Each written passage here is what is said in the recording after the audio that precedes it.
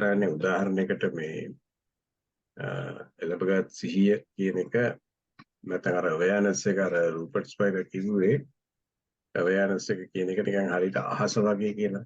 ඒ අහස කියන එක ගැන කතා කරනකොට අපි දැන් කතා කරා වලාකුළු වගේ තමයි අපේ සිතිවිලි ටික. සිතිවිලි වලින් තමයි අපි මේ කැළඹිලා තියෙන්නේ. එක්ක වලාකුළු නැත්නම් අපේ ඔය දැන් මේ weather එක කියන්නේ මේ කාලගුණය.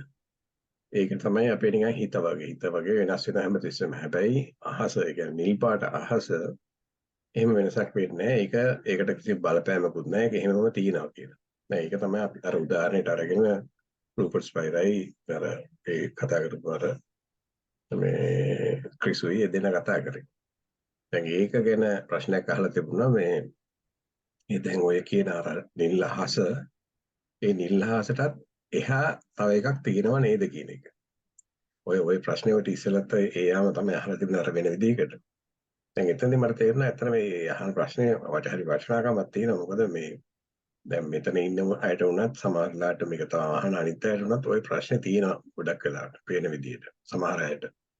ඒ තැන දැන් මේ අහස කියලා කිව්වහම ඒක සංඥාවක් කරගන්නවා. මොකද දැන් අහස කියන්නේ නිල් පාට අහසස. ඒක යම්කිසි දෙයක්. අර යේසුමානේ කතා කරනකොට අර මේ රූපර්ට් ස්පයිරර් කිව්වේ නිකන් ඒක ඔබ්ජෙක්ට් එකක් කියලා හිතෙන්නේ. ඔබ්ජෙක්ට් එකක් කියලා කියන්නේ මේ ඒකේ මොකක් හරි තියනවා කියලා හිතෙනවා. ඒකත් නිකන් යම්කිසි දෙයක් කියලා හිතෙනවා. ඒක තමයි දැන් අර ප්‍රශ්නේ අහන්නේ ඒ දේනුත් පිටට යන්න පුළුවන් නේද කියලා අහන්නේ ප්‍රශ්නේ. දැන් ඒකට මම උත්තරේ ලියනකොට මම ලිව්වේ ඇත්තටම මේ ඔය අහස කියන එක එහෙම සංඥාවක් විදිහට ගණන් ගන්න එපා. ඒක උදාහරණයකට දුන්නේ. ඒක සංඥාවක් නොවන විදිහට මේ ඒක අවබෝධ කරගන්න කියලා මම කිව්වේ මේ අහස කියන එකේ නිල් පාට තිබුණාට නිල් පාට කියලා පාටක් නැහැ. අහස කියන එක දිහා බැලුවොත් ඒක අනන්තයටම යනවා. ඊළඟට අහස කියන එක ඇවිල්ලා ඒක ගුණාංගයක් විතරයි. ඒ කියන්නේ ඒක අහස කිව්ව අපි හිතුවට ඒක දෙයක් නෙවෙයිනේ. අපි දන්නවනේ ඒක අර ඉන්ෆිනිටි එකට යනවා. අපිට අර ඈත තියෙන තරුවල තියෙන එළිය තමයි අර යන්තම් නිල් පාටට අපිට පේන්නේ.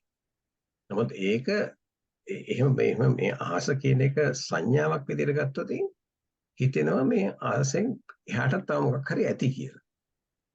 නමුත් ඒ අහසේ තියෙන ගුණාංගය අපිට අවධානය යොමු කරොත් අපිට දැනෙනව නේද මේ අර අහස කියන එක කියලා එකකුත් නැහැ. ඒ ගුණාංගය ගැන තමයි අපි කතා කරන්නේ ශූන්‍යතාවය කියලා. ඒ ගුණාංගය තමයි අපි කියන්නේ නිදහස් තැන කියලා. ඒ ගුණාංගය තමයි අපි කියන්නේ නියම කොන්ෂස්නස් එක. එනත ඒ ගුණාංගය තමයි අපි කියන්නේ අර මේ අපේ බුදුහාමුදුරු කෙනෙකුට කිව්වේ නිවන කියලා. මොකද නිවන කියන එකෙන් අදහස් කරේ අර ශුන්්‍යතාවය කියන තැන. එහෙම නැත්නම් සංකල්ප වලින් තොර තැන.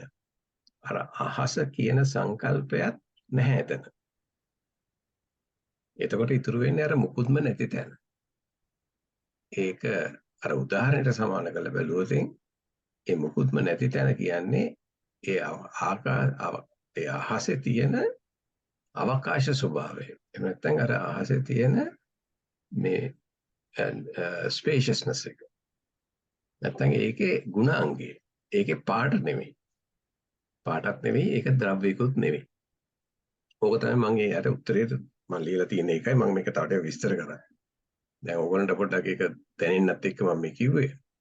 මේ ඒකට ඔය දැන් මම ඊ කියපු මැසේජ් එක මම දැන් මේක ඇත්තටම දැනෙන්නේ Tamanට විතරයි දැනෙන්නේ. මම ඔය කියපු දේ Tamanට දැනෙන්න ඕනේ මේ අහස කියලා අපි කියපෙන්නුවට ඒක අහස කියන දෙයක් නෙමෙයි. අපි කතා කරන්නේ අර ගුණාංගයක් ගැන.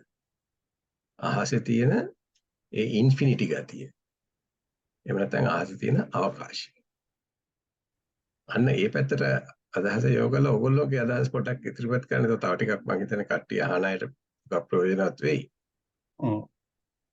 ඒකයි මම උත්සාහ කරන්නේ. අහස දිහා බලාගෙන හිටපුවාම ඉතින් ඒක ගුණාංගයක් කියලා හිතුවොත් නම් ඉතින් ඒක හිතා ගන්න පුළුවන් මේ අපි මේ නිකන් මතු පිට පේන දෙයක් නෙමෙයි කියන එක. ඒක තේරෙනවා. අන්න හරියෝ. ඒක තමයි මට කියන්න ඕන උත්තරේ දැන් අර අහන එක්කෙනා අහන්නේ මේ අහසට පිටිපස්සෙන් තව මොකක් හරි තියනව නේද කියන එක. කියන්නේ ඊටත් වඩා අමතර දෙයක් තියනව නේද? එහෙම තේරෙන්නේ, එහෙම දැනෙන්නේ, එහෙම කතා කරන්නේ අර අහස තියා මේ ද්‍රව්‍ය විදිහට බලන නිසා. ඒක දිහා අර ගුණාංගයක් විදිහට බැලුවොත් ඒ අදහස නැති වෙයි කියන එක තමයි මම කියන්නේ. මට ඒ කියන්නේ ඒක තේරුම් ගන්න ඒක තමයි දැනෙන්න ඕනේ. ඒ අහස කියන්නේ මේ ගුණාංගයක් විතරයි. ඒ කියන්නේ ඉන්ෆිනිටි කියන ගුණාංගය. අර එහෙම හිතනවා නම් ඉතින් අහසට එහා පැත්ත දෙයක් තියෙනවා, තවත් ඉතින් එතනින් එහාට තවත් දෙයක් තියෙනවා. ඒක කෙලවරක් නෑ එහෙම මෙයා කරන්න කිව්වොත්. ඔව් අන්න හරි. හොඳ උත්තරේ. ඔව්. එහෙම ඒ හිතනකොට ඒක සංඥාවක් වෙනවා. වෙනවා. ඔව් ඒ කියන්නේ දැන් අහස කියන එකටත් එහා එකක් තියෙනවා කියලා හිතලා ඊළඟට එහා එකක් මොකද්ද කියලා හිතුවට ඒක සංඥාවක් කරගත්තොත් එතකොට තවත් ඊටත් එහා එකක් වෙන්න තියෙන්න ඕනේ. ඔව්. හරියට. හොඳයි ඒ විශ්ලේෂණ. චින්තක ඔයාට මොකද? මගේ අදහස ඕක එච්චර ඕක විශ්ලේෂණය කරන්න අවශ්‍ය නැහැ. ඕක අර අපි ඒක දැන් ওই විදිහට සංසන්දනය කරන්න ගියාම තමයි ඕක වස්තුවක් කියලා යම්කිසි දෙයක් කියලා අපි දකින අනිත් දේවල් වගේම ඒක ඒ විදිහට හිතන්න යන්නේ. මම ඕක ගන්නේ අර වලාකුළු සහ අහස අතර සංසන්දනය විතරයි. ඒ කියන්නේ අපි කියන්නේ පිටේ පෙස්සෙන් තියෙන අහස වගේ අපේ මේ යථා ස්වභාවය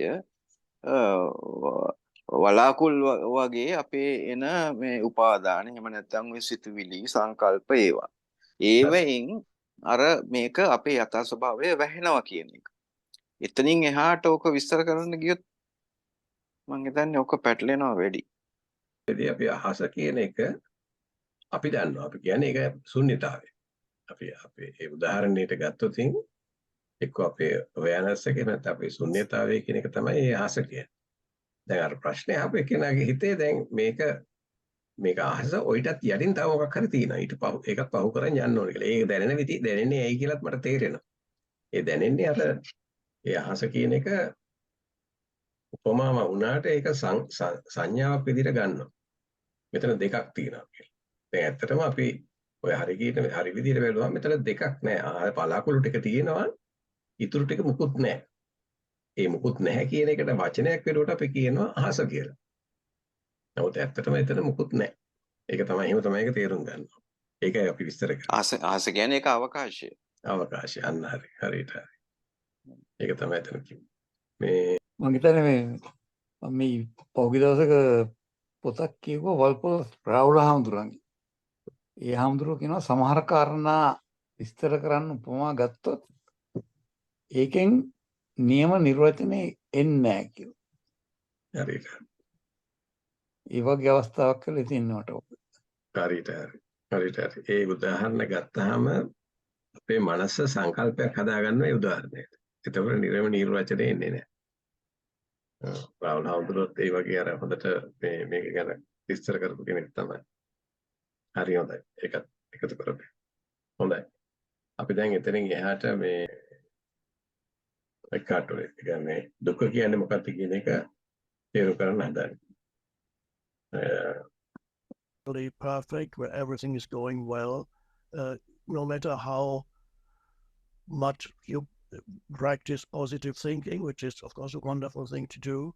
Nevertheless, there will always be things that are problematic in every life situation. So life always challenges you, no matter what stage you're at in your life. You get new challenges, even if you are highly conscious or let's say enlightened. Even the enlightened person still gets challenged by life situations, and that's a good thing. We may come back to that a little bit later. The beginning of an awakening for people out of their suffering is the realization that most of the psychological suffering, because this is what we're talking about. We're not talking about toothache or anything like that. No. We're talking about psychological suffering. The psychological suffering arises from stories that you tell yourself in your mind about situations, about your life or your life situation. as a practical exercise or to දැන් එතන ඒ කිව්වේ ඇත්තටම මේ අපිට අපේ දැන් සෆරින් කියන එක කියන්නේ දුක කියන එක. දුක කියන එකේ එයා කිව්වා දැන් අපි සාමාන්‍යයෙන් මේ භෞතික සිද්ධ වෙනවා අතේ අමාරුවක් තියෙනවා නැත්නම් කකුල රිදෙනවා. ඒවා ඇරෙන්න මෙයා කියනවා මම මේ වැඩි දැන් කතා කරන්නේ මේ සයිකොලොජිකල් සෆරින් කියලා කියන්නේ මේ අපි මනසින් කරගන්න දුක. එහෙම නැත්නම් මනසින් කරගන්න විඳවීම. විඳවීම ගැන තමයි මම මේ කතා කරන්නේ කියන එක තමයි කියන්නේ. මොකද මේක කියන්නේ මනසින් කරන විඳවීම තමයි අපේ දුක ඇත්තට. ඒ ඕනම එකක් අපි ඇඟේ තියෙන වේදනාවක් වුණත් අපි ඒක මනසින් විඳවනවා නම් අන්න ඒක දුකයි. ඒ නිසා දැන් මම ගොඩක් කතා කරන්නේ කෙලින්ම අර සයිකොලොජිකල් සෆරින් කියලා කිව්වේ අපි මේ මනසින් කරන ඒකට වෙන ඒ දුක ගැන තමයි මම මේ කතා කරන්නේ කියලා තමයි කිව්වේ. introduce this teaching to people, I sometimes recommend this. Next time you find yourself in a situation that in which suffering arises, and suffering, of course, is a generic term. It can come in many forms. On one end of the spectrum, suffering is just feeling irritated or upset about something. It might be a minor thing, but you feel irritated. On the other end of the spectrum, there's deep despair, deep depression and sadness, or extreme forms of anxiety, panic, and all that. So you have the two, and in between there's a wide range of different forms of suffering that arise, and very often they are not recognized as suffering by people. කිව්වේ මේ දුක එහෙම නැත්නම් සෆරින් එහෙම නැත්නම් විඳීම වේදනාව ඒ කියන්නේ අර දුක කියන එක සමහර වෙලාවට මේ පොඩි දෙයකටත් නිකන් අපිට කලබල වෙලා කරදර වෙලා ඒ වගේ තැනක තිබුණත් ඒකත් අපේ දුක. ඒ කියන්නේ අපි තුන් මොකක් හරි පොඩි පාරේ යනකොට මොකක් හරි වැටලා තියෙනවා දැකලා අයියෝ මිනිස්සු මේවා හොඳ තැනකට දාන්නේ නැහැ මේ කුණු හැමතැනම දානවා කියලා හිතන ඒකත් සෆරින් එක පැත්ත. අනිත් පැත්තට යගෝ ඒකේ අන්තිම තව පල්ලෙහාටම ගියාම සමහරවල්ලාට මේ වෙන දේවල් වැඩක් නැහැ මේ ලෝකෙ වැඩක් නැහැ. එහෙම කී අර මේ තව දුක් වෙන ඒවා තියෙනවා. ඒ කියන්නේ ડિප්‍රෙෂන් කියන ඒවා. ඒ වගේ ඒ දුක් වෙන අයත් ඉන්නවා. ඒකත් සෆරින්. ඒකත් දුක.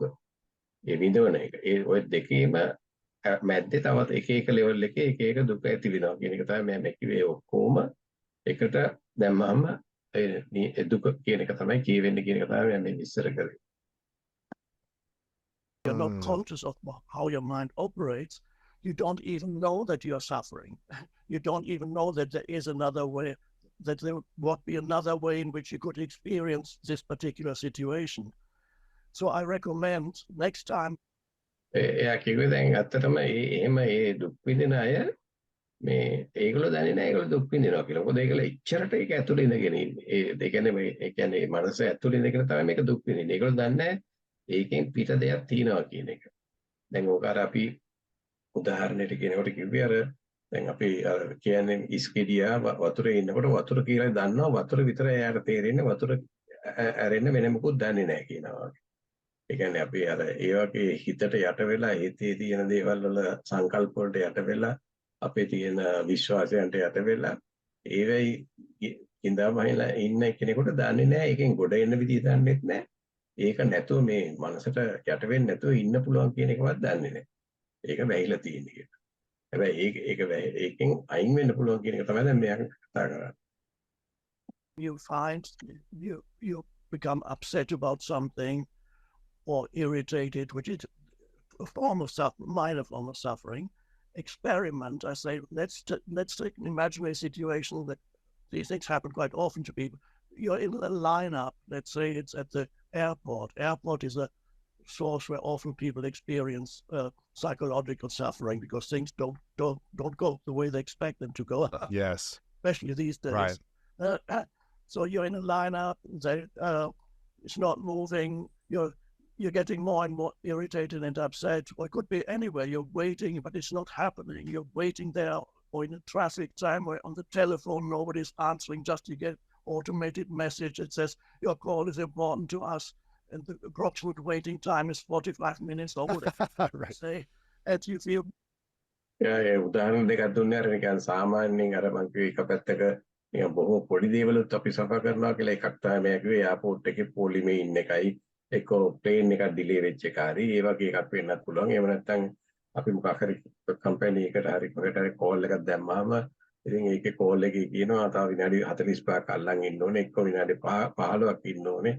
එතකොට තරහ යනවා. අන්න ඒ වගේ ඒ අර තරහ යන ඒ ආවේගය ගැන තමයි මෙයා මේ කිව්වේ බොහොම සරල බොහොම සියුම් ආවේගයක් වුණත් සෆරින් කියලා. More and more you get angry and irritated. Now, I recommend the following practice because you're standing there or waiting there. You might as well practice. Ask yourself, how would I experience this situation if I did not add any interpretation or any thought to it? How would I experience this moment if I didn't add any thought to it, if I did not interpret it in any way, if I just allowed this to be as it is without burdening it with this baggage of thought? It's okay, let's say you're standing in this lineup and you're very irritated. So how would I experience this if I did not, in other words, if I did not, in my mind, say this is bad?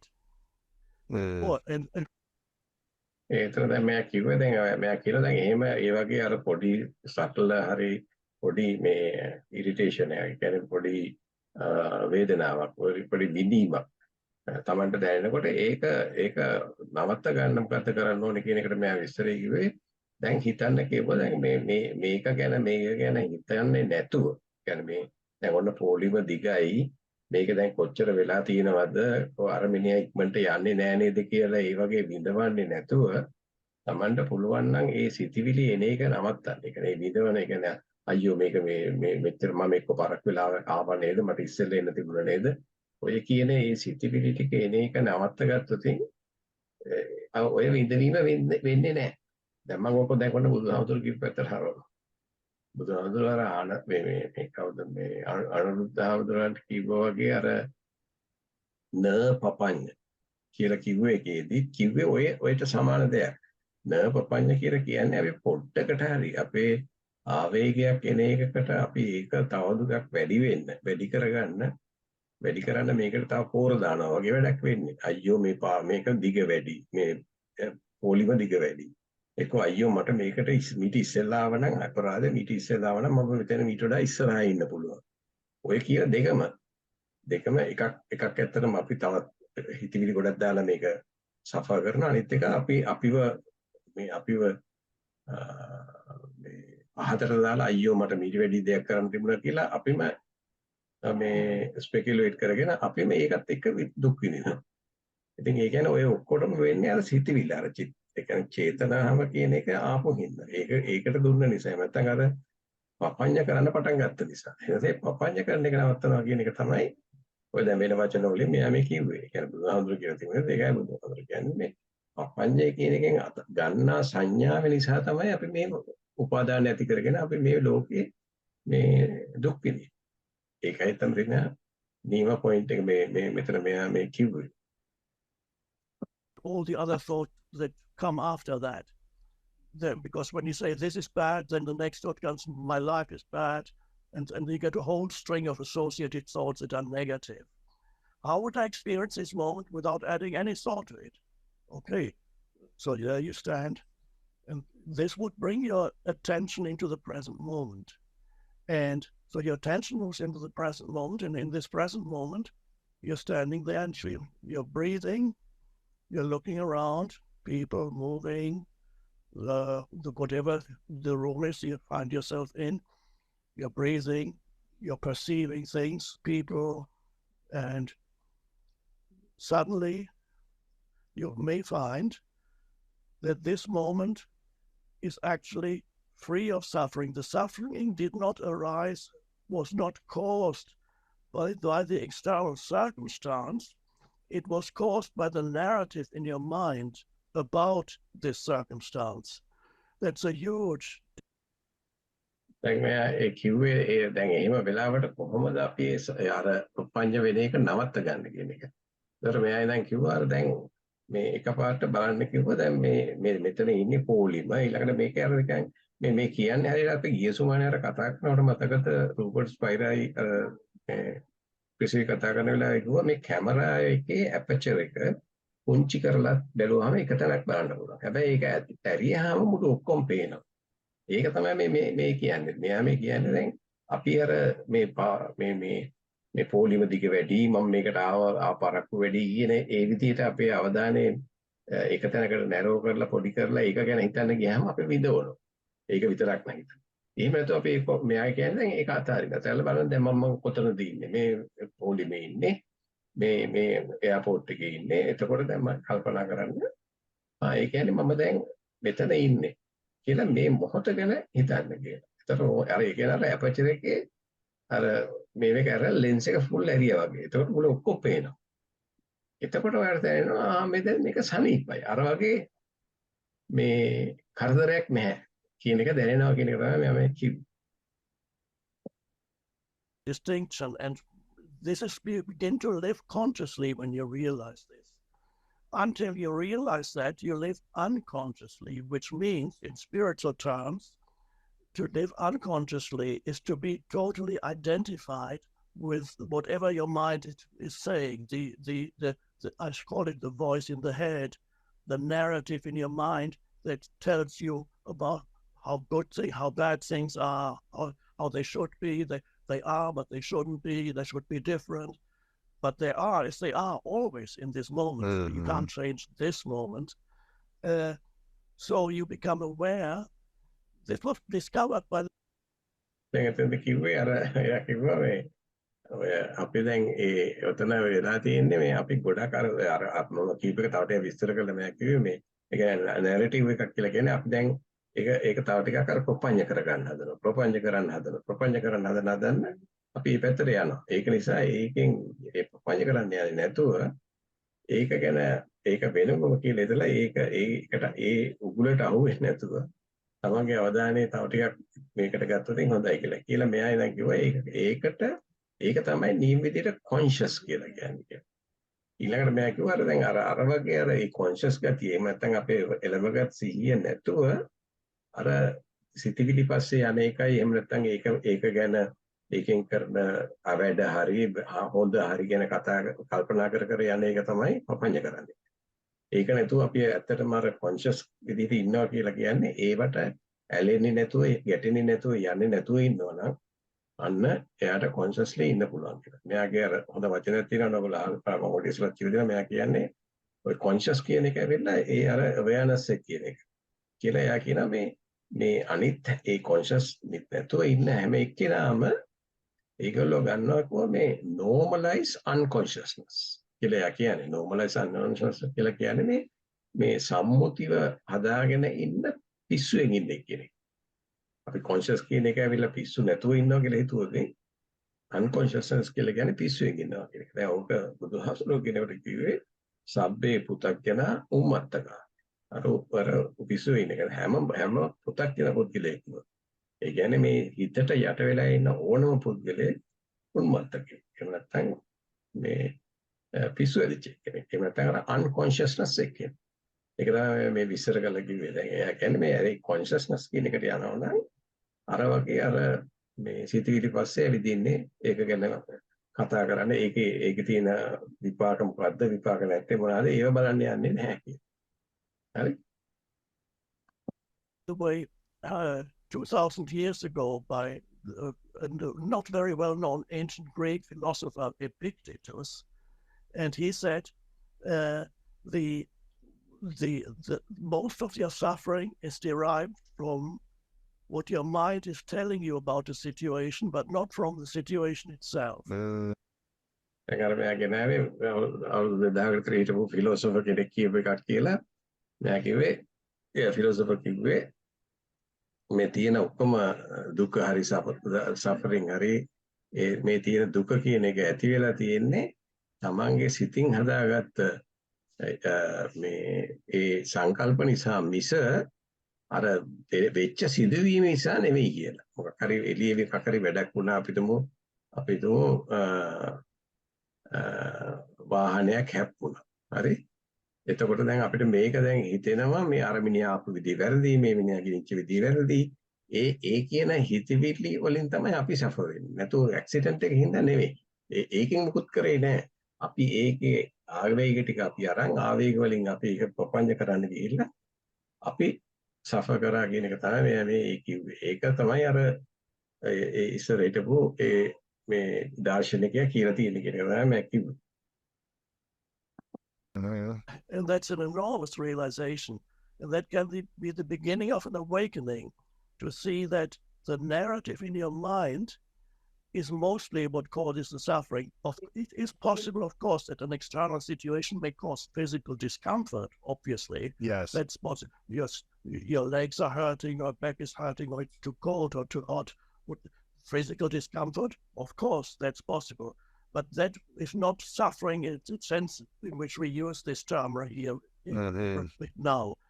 The psychological suffering, unhappiness is another word you could use. It's a generic term for any form of negativity inside yourself, unhappiness, suffering. So you begin to realize that most of that arises from a mental narrative about a situation or about your circumstances, but not from the circumstances themselves. මම දැන් අරකම අපව දෙපාර දෙවෙනි පාරටත් මම කිව්වේ. ඒ කියන්නේ අපි දුක් විඳින්නේ අපේ සිතිවිලි වලට යට වෙච්ච නිසා. අපේ දැන් කකුලේ තුවාලයක් තිබුණත් ඒ කකුලේ තුවාලය ගැන අපි සිතිවිලි වලින් හදාගන්න කනගාටු හරි අසතුට හරි ඒකින්ද මේක රිදෙනව නේද කියලා විඳවන්න ගත්ත නිසා තමයි අපේ දුක සිදු වෙන්නේ. නැතුව කකුලේ තුවාලේ හින්දා නෙවෙයි. ඒ කියන්නේ එහෙම නැත්නම් අපි පිට මොකක් හරි වෙච්ච දෙයක් වුණාට ඒක නෙවෙයි අපි මේ වර්ධවන්නේ. අපේ ඒකෙන් ගන්න ආවේග අරගෙන අපි කරගන්න දුක් වීම තමයි විඳවීම තමයි මේ දුක කියන්නේ කියන එක දැන් මම කිව්වේ. And then you can begin to practice. Every time you feel upset is arising, some form of anger is arising, some form of negativity, blaming people and situations and saying this shouldn't be happening, or something is not happening but it should be happening, or they should do this or they shouldn't do it. All kinds of narratives in your mind. So spiritual awakening is you're beginning to be aware of what your mind is saying. The stories that you're telling yourself about situations, but also the stories you're telling yourself about what you call your life. So, because there are millions of people in this world who live with a very painful sense of identity. They perceive their life as a burden. So they live with this heaviness, and they don't realize this heaviness that they call my life is actually a narrative that they tell themselves. And they say, that's me. All the things that have happened to me, the dreadful things in the past that people did to me, or circumstances did to me, or maybe even the bad things that I did. So you get a very heavy identity builds up. And that මෙතන එයා කිව්වේ තවත් අරකම තමයි තව විස්තර කරලා අන්තිමට ඔයා කියන්න යන්නේ දැන් කිව්වේ මේ දැන් මේ ඒ ඔක්කොම වෙලා තියෙන්නේ අපි එකතු කරගත්ත ඒවා ඒක මගේ කියලා අරගෙන මගේ අයිඩෙන්ටිටි එකක් කියලා අරගෙන මගේ මමත්වය කියලා අරගෙන ඒ මමත්වය තුල රැඳෙන නිසා තමයි මේක සිද්ධ වෙන්නේ කියන එක තමයි මම මේ කිව්වේ ටික විස්තර කරලා. එතන කියන්නේ මේ අර ඔය තියෙන සංකල්ප ටිකයි අර වටපිටාවේ තියෙන දේවල් අරගෙන මමත්වයක් ගොඩනගනවා. ඒ මමත්වය ගොඩනගගෙන ඉන්න තමයි මේ මමත්වය තුල තමයි මේ ඔක්කොම කලබල එහෙම නැත්නම් මේ ඔක්කොමගෙම මේ දුක කියන ඒ විඳවීම සිදු වෙන්නේ කියලා. Comes your sense of self, and people don't realize it's a story you're continuously telling yourself in your mind, but you are so identified with the story that you don't exist. You're outside of the story. So that is what in some spiritual traditions is called the self.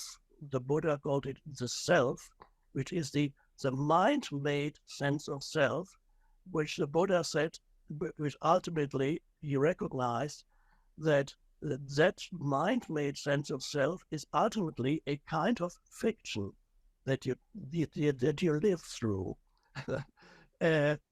එක දෙයයි දැන් අර මෙයාත් සමාන කරන බුදුහාමුදුරු කියප එකට බුදුහාමුදුරු කියප එක තමයි ඒ අර අපි මමත්වයේ කියලා හදපු එක තමයි මමත් සෙල්ෆ් කියලා බුදුහාමුදුරු කියපු විදිහට ඒ මමත්වයේ එහෙම නැත්නම් මනස විසින් කරන මේ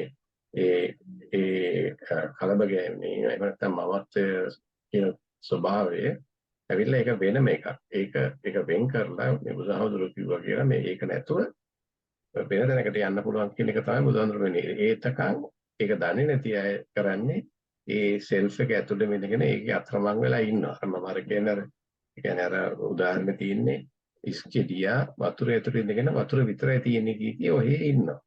එයාට ඒක තේරෙන්නේ නැහැ මෙතන වතුරෙන් නැති තැනක් තියෙනවා කියලා. ගොඩබිමක් තියෙනවා කියලා. ඒක තමයි මෙයා මේ කතාවේ විස්තර කරලා ගියේ බුදුහාමුදුරු කියලා දින ඔක්කොම තමයි කියලා. මමත්වය. අර දැන් බුදුහාමුදුරු අර මම උපංග වාදම්මා කියනකොට කිව්වේ ඒක තමයි. ඒ කියන්නේ මනස තමයි මේ අපි ගෙනියන්න හදන්නේ කොහේ. නමුත් ඒක අතහැරියාම මනස අතහැරියාම එහෙම යවෙන්නේ නැහැ කියන එක තමයි අතන විස්තර කරන්නේ. So now, when you realize that this is the case, this means that at this point of realization, another dimension of consciousness has arisen in you, which is not your mind. We could call it awareness. මෙතන තමයි හොඳම point එක කිව්වේ. දැන් එයා කිව්වා දැන් ඒක හරියට දැනගත්ත මේ බුදුහාමුදුරු කිව්ව විදිය දැන් මේක හරියට දැනගත්තාම ඒක හරියට අඳුන ගන්නකොට තව ඩයිමෙන්ෂන් එකක් මේ rising in you. ඒ කියන්නේ වෙනම ස්වභාවයක් Taman තුලින් ඇති වෙනවා. දැන් ඕක තමයි බුදුහාමුදුරු අර කිව්වේ මේ සමාධි පච්චය යථා භූත දස්සන. දැන් අර සමාධි පච්චය කියන එකේ තේරුම තමයි අර අපි සිත කියන එක අඳුරගෙන සිතෙන් අයින් වෙලා සමාධියකට වෙනකොට සිතෙන් අයින් වෙලී සමාධිගත වෙනකොට සමාධියකට වුණොත් අර දැන් මෙයා කියන්නේ මේ කියන්නේ එක්ස්පීරියන්ස් එකෙන් මෙයා කියන්නේ ඒ සමාධිගත වෙච්ච සිත නැත්නම් අපේ සිතෙන් අයින් වෙච්ච ස්වභාවය අපේ එළඹගත් සිහියට දැනෙනවා වෙනම ඩයිමෙන්ෂන් වෙනම ස්වභාවයක්. ඒ වෙනම ස්වභාවය තමයි අර අපි කියන්නේ ඒ කියන්නේ මේක එනවා Taman තුන. නැතුව මේක මේ ගිහිලා අල්ලගෙන හොයාගෙන යනවා නෙමෙයි මේක Taman තුලින් එනවා. මේක රයිසින් කියලා. ඒ කියන්නේ ඒක Taman තුලින් මතුවෙනවා ඒ ස්වභාවය. එතකොට ඒක Tamanට දැනෙනවා මේක තමයි නියම කොන්ෂස්නස් එක. එහෙම නැත්නම් මේක තමයි අර සිතින් වෙන් වෙච්ච අර මේ අවයනස් එක. දැන් උකාර මම අර වතුර බෝතලේ මේ උදාහරණයකට දෙනකොට මම කිව්වා අර වතුර එක හොලෝ ඉන්නකන් අපි දන්නේ නැහැ මෙතන වතුරයි තෙලුයි දෙකක් තියෙනවා කියලා. නමුත් වතුර බෝතලේ පැත්තකින් තියෙන ටිකක් කියලා තියෙනකොට වතුරට ගියලා තෙල් ටික උඩට මතුවෙනවා. මේ මතුවෙනවා කියන එක තමයි මේ කිව්වේ අර රයිසින් කියලා මේ අවයනස් එක. එතකොට අපි ඉන්නේ අපේ අවයනස් එක තියෙන්නේ අර මනසෙන් කවලම් වෙච්ච මනසත් එක්ක කවලම් වෙච්ච සිතිවිලිත් එක්ක කවලම් වෙච්ච ස්වභාවයේ නෙමෙයි. ඒක තමයි මේ කිව්වේ. සිදුවීම තමයි සිද්ධ වෙන්නේ. නමුත් ඒකෙන් අයින් වෙලා ඉන්න විදිය තමයි අර බුදුහාමුදුරු කියලා තිබිච්ච විදිහට අර සමාධිපත්‍ය යථාභූත දර්ශනා කියනවා වගේ Tamanට පුළුවන් නම් ටිකින් ටික මේවා ටික අඳුන ගන්නවා චැලෙන්ජස් එක මේකකින් නෙවෙයි මේකටයි මම මේකට ඕරි වෙන්නේ මේ අපි දැන් ඔක සමහර අය කොල්ලක් දෙනකොට මේක මේ පුරුද්ද තියෙනවා තරහ එනකොට ටිකක් තරහ යනකොට තේරෙනවා මම මොකටද මේක තරහ ගන්න කියලා අතහැර දානවා. ඒ වගේ අතහැර දාන පුරුද්ද එක Taman අන්තිමටම යන්න වෙන්නේ අර ඒ අතහැර දාන එක අපි අන්තිමට තව ගැඹුරට ගිහිල්ලා අපි කරන්නේ ඉතින් අර ආස්වාද ප්‍රාස්වාසයේ දිහා බලලා ආස්වාද ප්‍රාස්වාසයේ කියන එකත් සිදුවීමක් විතරයි කියන ස්වභාවයට එනකන් යනවා. දැන් අපි ගොඩක් වෙලාවට අපේ භාවනා කරනකොට අපි කරන්නේ කෙලින්ම ආස්වාද ප්‍රාස්වාස ගැන හිතන්නේ නැහැ. කෙලින්ම අපි අවධානය ගෙනියනවා අපේ ඇතුලේ තියෙන දැන් මේ මම මේ කතාව නවත්තු වෙලාවේ ආපු අර නිදහස ඉඩස ඒකට අපේ අවධානය සම්පූර්ණයෙන්ම ගෙනියහම අන්න අර අපේ මේ අර මේ සිතිවිලි එන එක නැති වෙච්ච තැනකට යනවා. අපිට ඒක ගැන අවබෝධය ඒක තුළ ඉන්නවා නම් අපිට තේරෙනවා මේ සිතිවිලි විල යන එක නම් අපිට සම්බන්ධ නැහැ. ඒක ඔය සිද්ධ වෙනවා. ඊළඟට අර ධ්‍යාන නිසසල ස්වභාවයේ තියෙන ස්වභාවය කියන එක තුළනොත් මතුවෙනවා මේ අවයනස් එක. ඒක තමයි අපිට කියන්නේ. ඒකේ දැන් එතන එයා කියන්නේ චැලෙන්ජස් කියන ඒවා අපි මොන හරි කරලා ඒවා බාර ගන්න ඕනේ. ඒ කියන්නේ ඒවට මොන හරි යමක් කරන්න ඕනේ. නමුත් ප්‍රොබ්ලම්ස් කියන ඒවා අපි හදා ගන්න දේවල් ඒවා අපිට නැති කරන්න ඕනේ. දැන් උදාහරණයක් ඇරෙන්න දැන් ඔය ඉස්සරහට යනකොට කියනවා දැන් අපි හිතමු එයා Tamanට සල්ලි නැහැ. සල්ලි නැහැ මොකක් හරි බිලක් ගෙවන්න කියලා හිතමු. එතකොට එයා කියන්නේ ඒ සල්ලි නැති එක චැලෙන්ජ් එක. එතකොට ඒකට සල්ලි හොයාගන්න එක අරමේව කරන එක ඒකට අර ප්‍රතික්‍රියා ඒ කියන්නේ ප්‍රතිචාර දක්වන එක විතරයි. ඒ කියන්නේ ඒකට යමක් අපි කරනවා. නමුත් ඒ සල්ලි නැති හින්දා අපි ඒක සෆර් කරනවා නැත්නම් ඒක ගැන මේ හිතින් දුක් විඳිනවා නම් කරදර වෙනවා නම් ඒක අවශ්‍ය නැහැ. ඒ අපි ওই දෙක වෙන් කරලා අඳුන ගන්න ඕන කියන එක තමයි එයා කියන්නේ. හරි. කොහොමද බලමු මේ සෙනගියට මොකද කියන්නේ? මට මේ සාකච්ඡාව කරගෙන යනකොට මට හිතුනේ මේක දැරන්න ප්‍රධාන දේ තමයි ඇලීම ගැටීම නිසා තමයි ඇලීම සහ ගැටීම. එතනින් තමයි මේ ඒකත් එක්කම අපි යමක් යම් අවස්ථාවක් එහෙම නැත්නම් අපේ වේදනාවක් හරි මොකක් හරි ගැටලුවක් වෙන්න පුළුවන්. අපි ඒකට අපි දෙන අර්ථය අපි අර්ථ නිරූපණය කරන්නේ කොහොමද? ඒකෙන් තමයි මේ සෆරින් එහෙම නැත්නම් මේ ශෝකේ නැත්නම් කනගාටුව ඒ තත්ත්වය ඇති වෙන අපි සෆර් කරන්නේ. එහෙම අපි හොඳට හිතවාදීව ඒ පැත්ත ගන්නත් පුළුවන්. ඒක කරත් ඉතින් අපි හොඳ පැත්තට අපි අර්ථ නිරූපණය කරලා අපි මේ පැත්තෙන් ගන්නවා. නමුත් මුගක් වෙලාවට අපිට වැඩිපුර තියෙන්නේ මේ ගැටලුම නැති වෙන්නේ. මේ ගැටලු පස්සේ අනේක ඒ ප්‍රශ්නේ පන්න ඒකේ ඇතුළේ කොහොමද කින්නද කියලා යනකොට තමයි මේ ගොඩක් අර ප්‍රපංච ගතිය ඇති වෙන්නේ. දැන් මම දැන් අර ගිය සමාන මට තියෙන වේදනාව අර බෑක් පේන් එකක් තිබුණා. මම ඕක මම හිතුවා මේක සාකච්ඡාවට හිටගෙන ඉන්න පුළුවන් වෙයි කියලා. හිටගෙන ඉන්න වෙයි කියලා. නමුත් මම ඉඳගෙන ඒක එච්චර ඒ ගැන කල්පනා කරන මගේ අවධානය තිබ්බේ ඒ කියන්නේ මගේ ඔයානස් එක. තිබ්බේ සාකච්ඡාව. ඒකෙන් පිට ගියේ යනකොටම අර වේදනාව පටන් ගන්නවා. ඒක දැනෙනවා මට. අන්න ඒ වගේ තත්ත්වයක් තමයි. ඉතින් අපි කොයි විදිහටද අපි දියත්‍ය අවස්ථාවක් දිහා බලන්නේ කොහොමද? ඒකට මීනින් එකක් දෙන්නේ කොහොමද කියන එක තමයි වැදගත් වෙන්නේ. එහෙම අර ඔයානස් එක තේන්න ඕනේ කියන එක තමයි කියන්නේ නේද? ඔව් හරි හරි. එතන ඔයා හොඳ කතාවක් කිව්වා. දැන් අර බෑක් පේන් එක තියෙද්දි ඔයා කියවනේ අර අවධානය අපි දැන් කතා කරපු එකට තිබිච්ච හින්දා ගිසුමානේ ඔයාට මේ බෑක් පේන් එක තිබුණේ නැහැ කියලා. දැන් එතන අවධානය කිව්වහම දැන් ඔය අවධානය කියන එක ගොඩක් දෙනෙකුට හිතනවා මේක මේ ෆෝකස් කරනවා කියන එක. දැන් ඔය ෆෝකස් කරනවා කියන එක තමයි අවධානය කියලා හිතනකොට දැන් මේ අවධානය කියන එක තමයි අවයනස් කියන්නේ. ඒ අපි අර කැමරාවේ අපචර් එක ෆෝකස් කරා වගේ මේ අවයනස් එක අපේ ලෙන්ස් එක එක තැනකට ෆෝකස් කරපු හින්දා තමයි ඔය ඕක ඒකට ගියාම අපිට අනිත්‍යව පේන්නේ. ඒ නිසා තමයි ඔයගේ අර බෑක් පේන් එක තේරුන්නේ අරකට ෆෝකස් කරන් හිටියෙත්. නමුත් දැන් මේ ෆෝකස් එක දැන් අපි අර ගිස්මන කතා කරනකොට කියන්නේ ෆෝකස් එක අතෑරලා වෙන හැම එකක්ම මේ විදිහට බැලුවොත් එතකොට අර අපි ඒකට ගැටෙන්නේ නැහැ, ඇලෙන්නේ නැහැ. එතකොට අර බෑක් පේන් එකත් ඒ පැත්තට යනවා. එතකොට ඇත්තටම වයනස් එක මුළු ඇඟෙන්ම එළියට යනවා. ඒක තමයි මේ කියන්නේ. එතකොට අපිට අර ඇඟේ තිබිච්ච වේදනාවත් විඳවන්නේ නැහැ. පිට තිබිච්ච දෙයක් විඳවන්නේ නැහැ. ඒක තමයි මෙතන මේ හොඳ මෙතන ප්‍රධාන පොයින්ට් එක ඒකයි. මෙතන ප්‍රධාන පොයින්ට් එක අර බුදුහාමුදුරුවෝ කියන ඔය ඒ කියන්නේ අපි ප්‍රපංච කරගෙන යන්නේ නැතුව අපි මේ උපාදාන ඇති කරගන්න නැතුව අපි ඒකෙන් අයින් වෙලා අපේ ඒ එළඹගත් සිහිය තුළ ඉන්නවනම් ඔය සිදුවෙන හැම එකටම ප්‍රතිචාර දක්වත හැකි ප්‍රතික්‍රියා කෙරෙන්නේ නැහැ අපේ අතේ. ප්‍රතික්‍රියා කෙරෙන්නේ නැහැ අපේ අතේ. ප්‍රතිචාර දක්වත හැකි කියන එක තමයි කියන්නේ. දැන් මොකක් හරි හිතවිල්ලක් ඇවිල්ලා ඒකත් එක්ක මොකක් හරි එකක් දැක්කාම ඒකත් එක්ක ගැටෙනවා කියන එක නැත්නම් ඒකට ඇලෙනවා කියන එක තමයි මේ කතා කරන්නේ. අපි අර සිතවිල්ලකින් අපි මේකට ඇලෙන්නේ. සිතවිල්ලකින් අපි මේකට ගැටෙන්නේ. ඒක ඇති වෙන එක නවතින එක නවතින්න නම් අපි සිතවිලි ඇති වෙන තැනින් එළියට යනවා. ඒක තමයි මේ කතා කරන්නේ. ඒ වගේක් ආවම ඒ ප්‍රසන්ට් මොමන්ට් එකට යන්න කියන්නේ. එතකොට අර සිතවිලි එන එක ඈතින් සිද්ධ වෙන්නේ. ඒක සිද්ධ වෙන එක Tamanට අදාළ නැති වෙනවා. එතකොට අර අපි අර ප්‍රතිචාර දක්වන විතරයි ප්‍රතික්‍රියා කරන්නේ නැහැ. කියන එක තමයි උතන කිව්වේ. හොඳයි. අපි තව ටිකක් අහමු එන්න.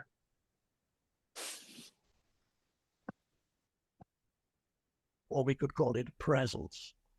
So when you realize what your mind is doing, that is not part of the conceptual mind that works through stories and words and concepts.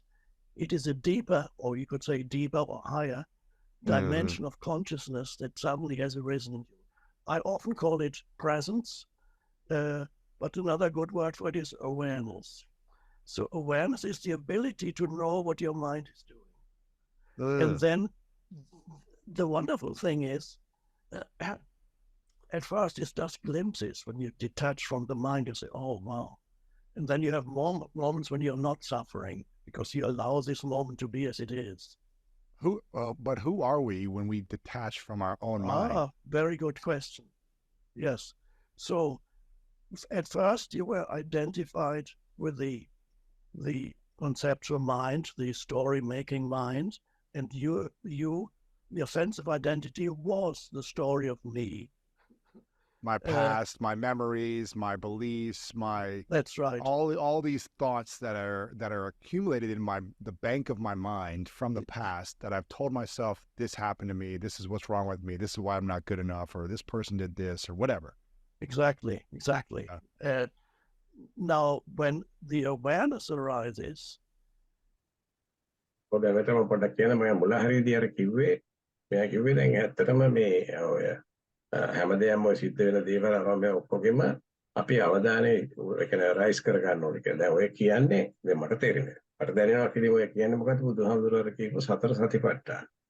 ඒ කියන්නේ තමන්ගේ සතිය අර ශරීරය කියන එක හරිය අර සංකල්පයක් තියෙන ශරීරය කියන එකෙන් හරිය ඊළඟට වේදනාව කියන එකෙන් හරිය ධර්මතාවය කියන එකෙන් හරිය සිත කියන එකෙන් හරිය ඒවෙන් අයින් කරලා අර සතිපට්ඨානේ සතිය උඩට ගන්න කියන එක තමයි කිව්වේ. සතිය උඩට ගෑනිනවා. අර වගේ නක බැලුවහම මේවා වැඩක් නැති දේවල් නේද මේක. ඒ කියන්නේ අපිට දැන් ශරීරය කියන එක පිළිකුල් දෙයක්. ඒ වගේ හිතලා ඊළඟට ශරීරය කියන සංකල්පය. ඒ කියන්නේ ඉමේජ් එක. මේකත් මගේ එකක් නෙවෙයි කියලා හිතනකොට අපේ අර අවධානය පිරිසිදු වෙලා අපේ අවධානය ඉස්සරහට එනවා. අර වතුර බෝතලේ තියෙන තෙල් ටික නිකන් උඩට මතුවෙනවා වගේ අර මතුවෙනවා. ඒක තමයි බුදුහාමුදුරුවෝ සතර සතිපට්ඨාන කියලා කිව්වේ.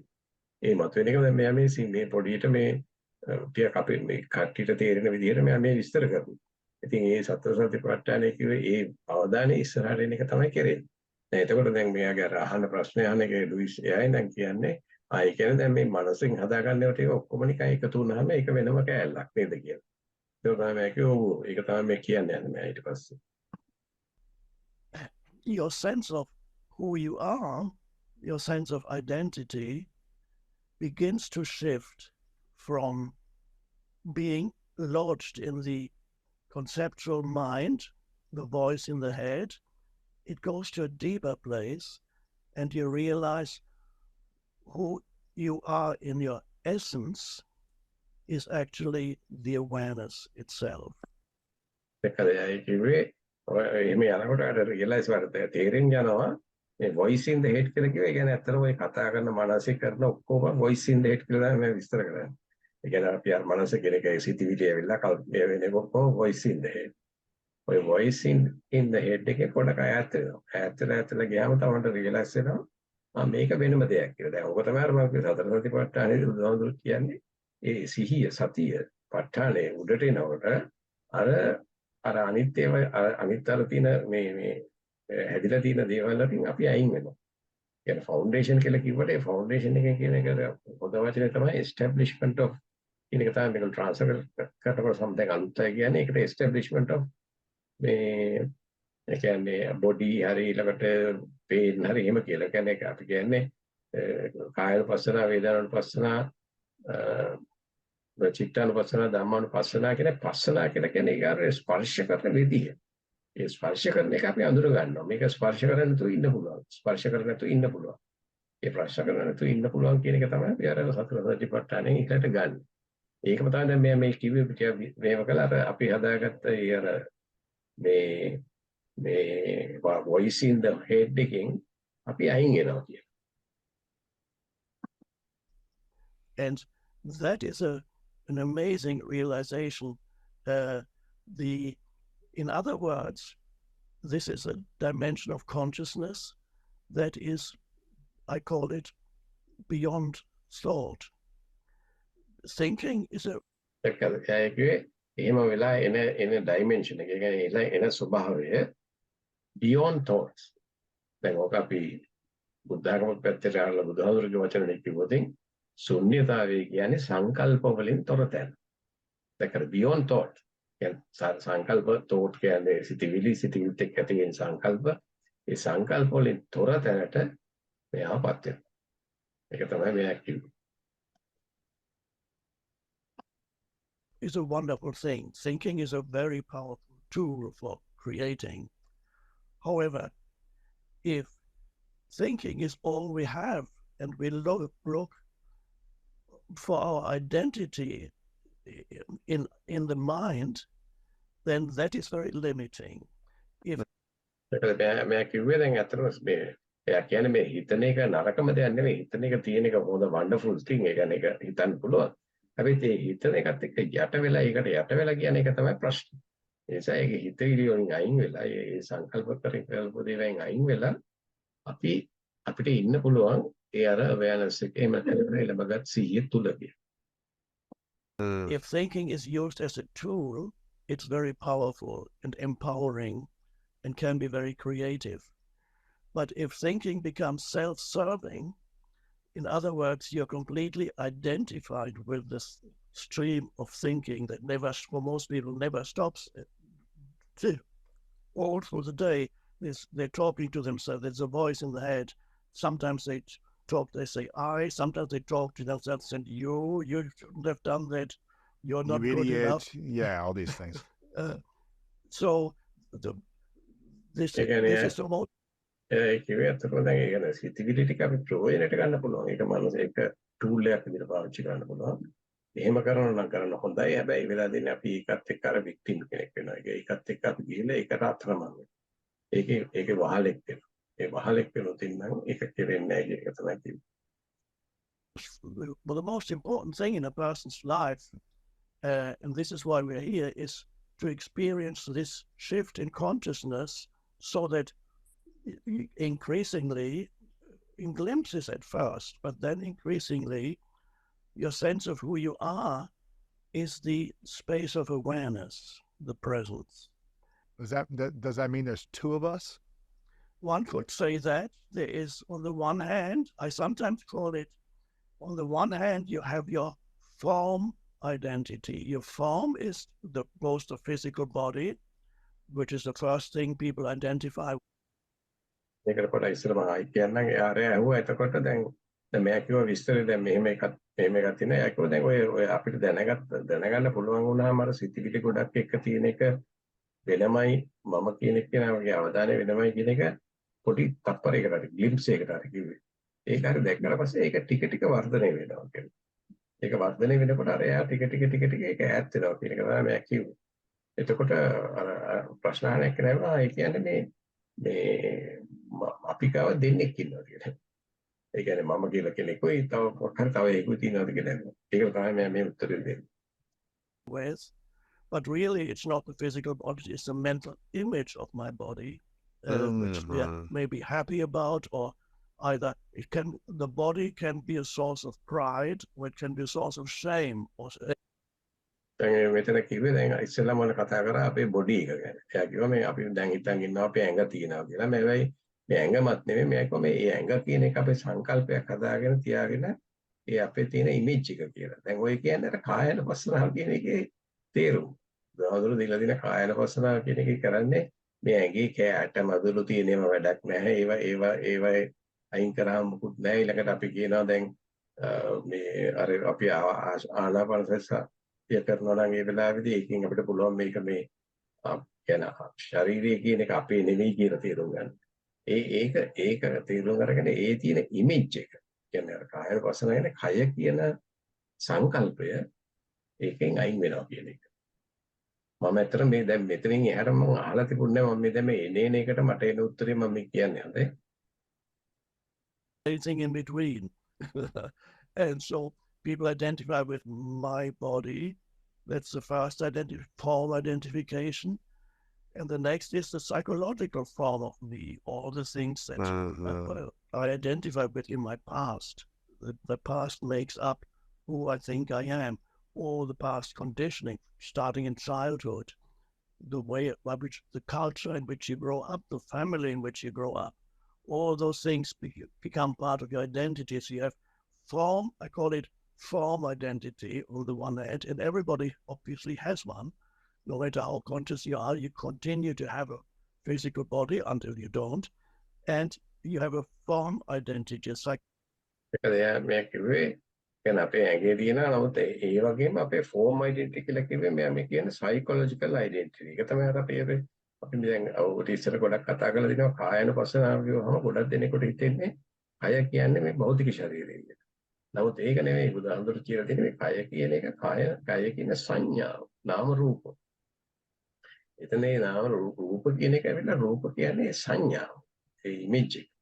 ඒක තමයි මේ තව ටිකක් විස්තර කරන්නේ. ඒ කියන්නේ මේ ෆෝම් බොඩි කියන එක ෆෝම් කිව්වට පස්සේ ඒක යගෙන මේ සයිකොලොජිකල් ෆෝම් එක. ඒ කියන්නේ අපේ මනසින් හදාගත්ත මම කියන ස්වභාවය. ඒක තමයි මේ කියන්නේ. logical form. But there is a deeper identity also that, and this is spiritual awakening, that is, I call it essence identity, your essence. Yeah. And your essence is, if we want to we use the term awareness and we use the term presence. But another term we can use, what that really is consciousness. The essence of දැන් අර මෙයාලා දැන් අර මම අර උදාහරණ දෙනකොට අර වතුරයි තෙලුයි කියලා වෙන් කරනවා වගේ තෙල් එක වෙනයි වතුර වෙන එකයි කියනවා වගේ දැන් මේ කියන්නේ මෙයා දැන් මේ අපි අර හදාගත්ත මනස කියන එකයි ඒකෙන් ඒක තමයි මේ අපේ මේ ෆෝමෝඩි අයිඩෙන්ටිටි කියලා කියන්නේ අඳුනා ගැනීම ඒ පුද්ගලෙක් කියලා හිතා ගන්න එක දැන් මේ පුද්ගලෙ දෙන්නෙක් ඉන්නේ කියන්නේ කතා කරන්නේ ඒ පළවෙනි පුද්ගලයා තමයි අර වගේ අඳුනගත්ත එක දෙවෙනි එක තමයි අපේ එසෙන්ස් එක කියලා කියන්නේ මේ අපේ අධ්‍යාත්මය ඒ අධ්‍යාත්මයේ තියෙන්නේ අධ්‍යාත්මයට අපිට කියන්න පුළුවන් මේ අපි ළමගත් සීය කියලා කියනවා ඒ වගේම අපිට කියන්න පුළුවන් මේක මේ අපේ තීනම ස්වභාවය නැත්නම් කොන්ෂස්නස් කියලා කියන්න පුළුවන් කියලා මේ කියන්නේ එහෙමයි මෙයාගේ මේ කොන්ෂස්නස් කියන වචනේ පාවිච්චි කරන්න මෙයා මෙතන අර අධ්‍යාත්මයට නැතුව විඥාණයට නෙමෙයි මොකද ගොඩක් වෙලාවට බහුත භාවිත සාමාන්‍යයෙන් භාවිතාවෙන් විඥාණය කියන එක තමයි කොන්ෂස්නස් මේ තමයි විඥාණය ගැන නෙමෙයි කතා කරන්නේ මෙයා මේ කියන්නේ අර ඒ කියන්නේ තමන්ගේ එසෙන්ස් එක. තමන්ගේ යටින්ම තියෙන අධ්‍යාත්මය තමයි ඒ විදිහට තමන්ව අයිඩෙන්ටිෆයි කරගන්න පුළුවන්. එතකොට එතන දෙන්නෙක් ඉන්නවා. අර මනසින් හදාගත්ත ෆෝම් එකෙන් හදාගත්ත එක්කෙනයි අර එහෙම නැති කිසිම ඒවට සම්බන්ධ නැති අර අපේ තියෙන එසෙන්ස් එක. ඒකයි තමයි දෙවෙනි එක්කෙනා කියලා කියන්නේ. who you are is consciousness, the light of consciousness itself. And this is something to be experienced. You cannot understand conceptually what it is that I'm talking about unless you experience in this moment, perhaps, well, it's the only moment there is, unless you experience what that means, that you are, in essence, you are consciousness, the space or the light of consciousness between two thoughts, for example. ඒ කිව්වේ මේ කියන එක මේ හිතලා concept එකකින් හදාගෙන එහෙම නැත්නම් අපේ සිතිවිල්ලකින් කරන්න පුළුවන් ගන්න නෙවෙයි මේක Taman තුලින්ම දකින්න ඕන එක. දැන් ඔබ තමයි උදාහරණයක් ප්‍රත්‍යක්ෂයෙන් දකින්න ඕනේ. ප්‍රත්‍යක්ෂයෙන් දකින්න ඕනේ. ඒක ප්‍රත්‍යක්ෂයෙන් තමයි දැනෙන්න ඕනේ. ඒ නිසා මේක මේ විස්තර කරන්න බැරි එකක් මේක ඒක Taman තුලින්ම දකින්න ඕනේ කියන එක තමයි මේ කිව්වේ. Taman තුලින් දකින්න ඕන කියන එක අපි දැන් අර බුදුහාමුදුරුවෝ කියන්නේ මෙයා ඊට පස්සේ දැක්කම මේක මේ ප්‍රසන්ට් මොමන්ට් එක කියලා. ඒ කියන්නේ මේ ප්‍රසන්ට් මොමන්ට් එක කියන්නේ ඒකම තමයි. කොන්ෂස්නස් කියන්නේ ඒක තමයි කියන්නේ. දැන් ඕක අපි ඔය ඉස්සෙල්ලා කතා කරලා තියෙනවා දැන් බුදුහාමුදුරුවෝ කිව්වා මේ අතීතය කියලා එකක් තියෙනවා අනාගතය කියලා එකක් තියෙනවා. දැන් අතීතයත් අනාගතයත් ඇතුළු වර්තමානය කියලා එකක් තියෙනවා. දැන් ඔය වර්තමානයේ කියන එකේ උන ජීවත් වෙනවා කියන එකේ තේරුම මේ වර්තමානයේ කියන එකේ මම අතීතයේත් නෙමෙයි අනාගතයේත් නෙමෙයි කියලා සමාන කර ජීවත් වෙන එක නෙමෙයි. කවුරු හරි වර්තමාන කියන සංකල්පයත් අතහැර දැම්මොත් අන්න එයාට මම මහා පුරුෂයා කියලා කියලා තියෙනවා බුදුහාමුදුරුවෝ. ඒ කියන්නේ එයා තමයි හරියටම නියම ස්වභාවයේ ඉන්නේ. මේ මොහොතේ ඉන්නේ. ඒ සංකල්පය තුළ ඉන්නේ කෙනා නෙවෙයි. ඒක තමයි මෙතන මේ කියන්නේ. සංකල්පය තුළ ඉන්නේ කෙනා නෙවෙයි. ඒ වර්තමානයේ කියන සංකල්පය තුළ ඉන්නේ කෙනාත් නෙවෙයි. දැන් ගොඩක් වෙලාට මේ දැන් තියෙන ප්‍රශ්න තමයි දැන් මෙයාගේ ෆලෝවර්ස් වල මම දැකලා තියෙනවා. ඒගොල්ලෝ කතා කරනකොට තේරෙනවා. ඒගොල්ලෝ තාම ප්‍රසන්න මොමන්ට් එකේ තමයි ඉන්නේ කියලා කියනවා. කිව්වට එයා තාම අර සංකල්පය තුළ ඉන්නේ. අර අහස කියන එක අහස කියන සංකල්පය තුළ ඉන්නවා වගේ. සංකල්පය තුළ ඒකෙන් එළියට යනවා. ඒකෙන් එළියට ගියාම තමයි අර බුදුහාමුදුරුවෝ මහා පුරුෂයා කියන්නේ. ඒ කියන්නේ සංකල්පය කියන මේ මොහොත කියන සංකල්පෙනේ එළියට තමන්ගේ අවධානය යන්නේ ඉඩ අරිනවා. ඒකවල තමන්ට ඒක දැනෙනවා. ඒව ඔක්කොම අර ටික ඔක්කොම සංකල්ප. දැන් ඔක මම ගියසුමනි කියනකොට දැන් මේ සංකල්ප වලින් හැදෙන ඒවට තමයි බුදුහාමුදුරුවෝ විස්තර කරලා කිව්වේ මේ සම්මුති සත්‍ය කියලා. ඒක දැන් සංකල්ප වලින් හදාගත්ත සත්‍යයක්. ඒක පිළිගන්න අයට ඒක සත්‍යයක්. ඒක හරි. ඒක සම්මුති සත්‍යය. නමුත් පරම සත්‍ය කියන්නේ ඒක නෙමෙයි. පරම සත්‍ය කියන එකට තව එකක් කම්පෙයාර් කරන්න බෑ. ඒක Taman තුළ තියෙන ඒ අධ්‍යාත්මයේ නැත්නම් ඒ ලැබගත් සිහි. මේ අන්තිමට කිව්වේ ඒක තමයි කොන්ෂස්නස් කියන්නේ. මෙයා පාවිච්චි කරන විදිහට. Sometimes there's a thought that comes to an end, another thought hasn't arisen yet. You have a gap of 5 seconds or 10 seconds, and it's an experiential thing. To realize yourself as consciousness it implies that at first, for very brief instances, the mind becomes still, it subsides. But you are still there. So when you're not, let's say, let's assume that you let go of any memory of your past, because you don't need it right now. You don't remember your past at all, or your name or anything. And you're not thinking about future. In fact, you're not thinking at all, but you are aware. You're aware of your sense perceptions, but you're not interpreting sense perceptions. You're allowing sense perceptions to be. Now, who or what are you when you're not telling yourself who or what you are? Who or what are you without the story? And some people are afraid of that. They're so attached to the story they can't let go. ඒකද මම දැන් මට ටිකක් හිනා ගියා මේ කතා කරනවා මම මේක ටික අහලා තිබුණ නැතුනට මම අර කියූප එක තමයි මේ දැන් මෙයා කිව්වේ. ඒ කියන්නේ බුදුහාමුදුරුවෝ කිව්වේ අතීතයේ අනාගතය කියලා තියෙනවා කියලා. ඒකල ප්‍රසන්න මොමන්ට් කියලා ඉන්නවනම් ඒකේ දැන් ඒ ප්‍රසන්න මොමන්ට් කියන එක උනත් දැන් මෙයා අර කිව්වේ අන්තිමටම මේ ඒක ප්‍රසන්න මොමන්ට් හරියටම ඉන්නවනම් කවුද එතන ඉන්නේ? එතන සංකල්පයක් නැහැ. එතන සංකල්පයක් නැති හින්දා තමයි එයා නීවරණ ඉන්නේ. ඒක තමයි අර බුදුහාමුදුරුවෝ කිව්ව විදිහට මහා පුරුෂයා නම් අතීතය අනාගතය වර්තමානයේ කියන සංකල්ප වලට යට වෙන්නේ නැතුව තමන් ඒක භුක්ති විඳිනවා. තමන් ඒක එක්ස්පීරියන්ස් කරනවා. But it's a wonderful practice. For some people, they only let go when the story that they have that they call.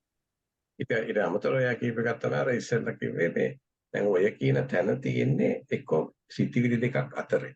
එහෙම නැත්නම් අර උස්ම ඉහළ පහළට යන දෙක අතරේ තියෙන තැන. ඒකට අපි අවධානය යොමු කරන් හිටියොත් ඒක ටික ටික ලොකු වෙලා යනවා. ඒක ලොකුවට හොඳට පේනවා. දැන් ඕක මම දන්නවා චින්තකයේ මතකද කියනකොට කියන මේ කෝච්චි එක කෝච්චි පෙට්ටි දෙකක් කෝච්චි යනවා. යනකොට කෝච්චි පෙට්ටි දෙක අතරේ තියෙන ඉඩසට අපි හරියටම අවධානය යොමු කරොත් ඒ ඉඩස විතරයි පේන්නේ. කෝච්චි යනවා පේන්නේ නැති වෙනවා. ඒ වගේ වැඩක් තමයි මේක වෙන්නේ. කියන්නේ මොහොතට අපි යන ගියොත් අර ඉතුරු සිතිවිලි යන එක අපේකට අදාළ නැහැ. ඒක වෙහි යනවා. ඒ වුණාට තමයි ඉන්නේ අර ඒ දෙක අතරේ.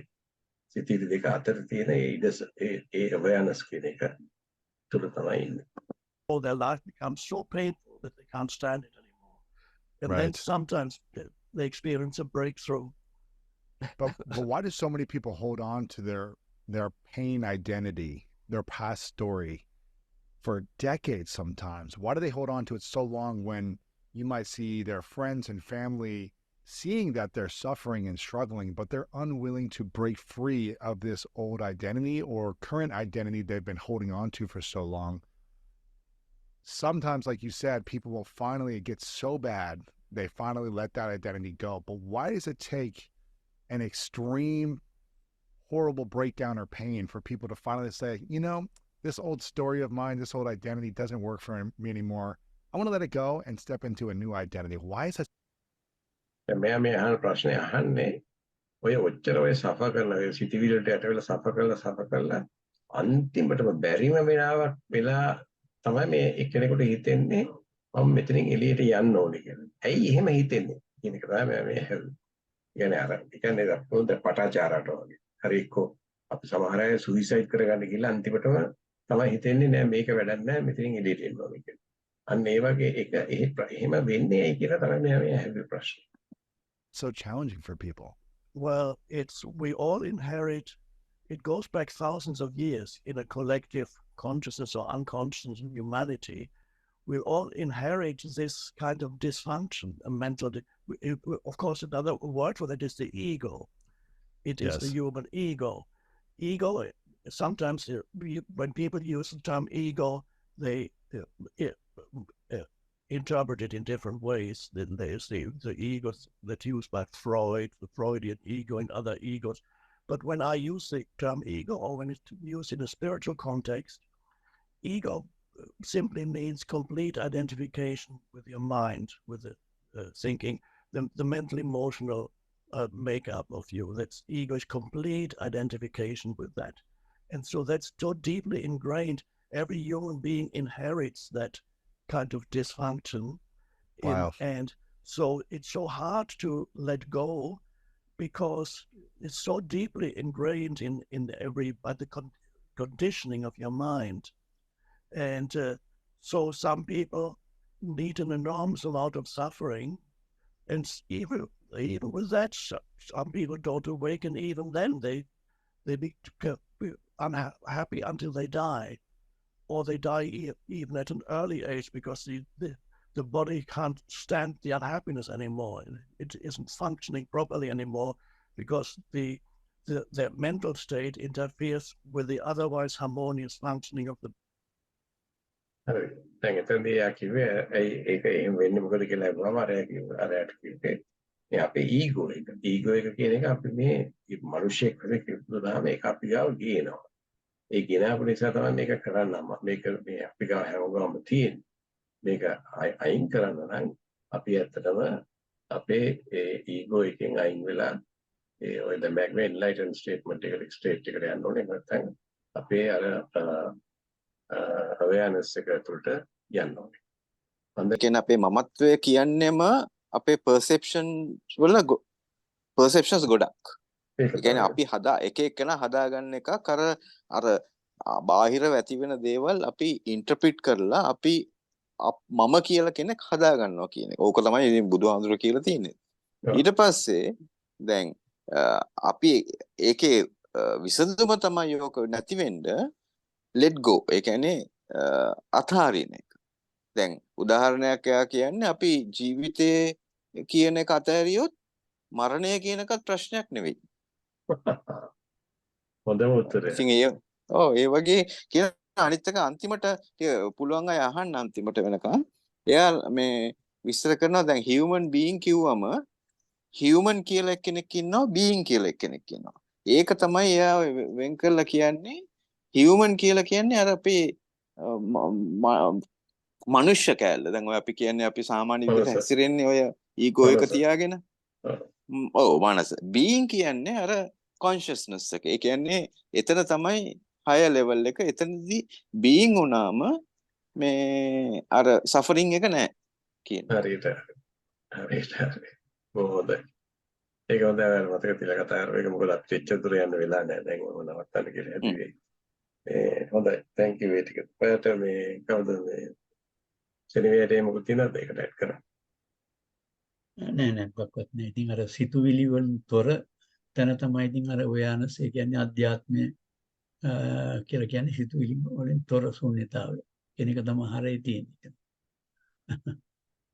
ඒක දැන් අර දැන් චින්තක මතක කරනවා අර human being කියන එක හොඳ මේ Eckhart Tolleගේ වැඩේ තියෙන එක එයා හොඳට අර මේක මේව කළක කියනවා මම ඒකයි කිව්වේ මෙයාව කියන දැන් ඇත්තටම මම මෙයාව ගෙනාවෙත් දැන් මම මේ සීරීස් එකේ දැන් ගිය සුමානේ කරපු එකෙත් මම කිව්වේ මේ ලොවම ඉන්න කියන්නේ ලොව පැතිරෙන මාර්ග බලලාභීන් කියලා තමයි මම හෙඩින් එක දැම්මේ ගිය පාර.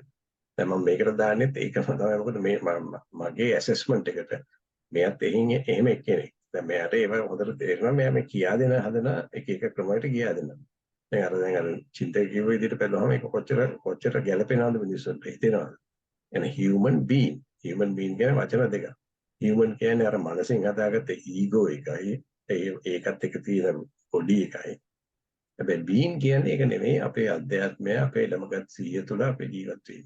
ওই දෙක වෙන් කරගත්තට පස්සේ අපිට අර being වගේ ඉන්න පුළුවන්. හැබැයි human වගේ වැඩ කරන්න. ඒක රෙස්පොන්ඩ් කරනවා විතරයි. නැත්නම් ඒකත් එක්ක කලබල වෙලා ඒක විසි කරලා දාලා ඒක අටලා දාලා යනව නෙවෙයි.